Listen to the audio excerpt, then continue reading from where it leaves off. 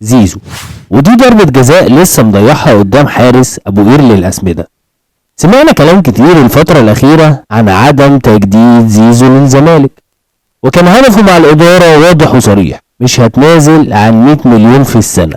ليه يا عم زيزو؟ مارادونا؟ امال ازاي بس؟ ما انا هقول لك ازاي.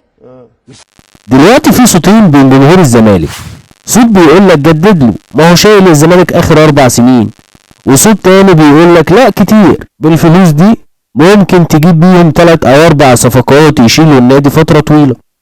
أنا بقى رأيي إن الزمالك خسر كتير في عدم بيع زيزو من 6 شهور تقريبا. كان هيندفع فيه مبلغ خيالي لا يقل عن 8 مليون دولار. ساعتها إدارة الزمالك رفضت، وكان كل خوفها من الجمهور، وخافوا يغلطوا غلطة إمام عاشور وزيزو يرجع على الأهلي زي إمام.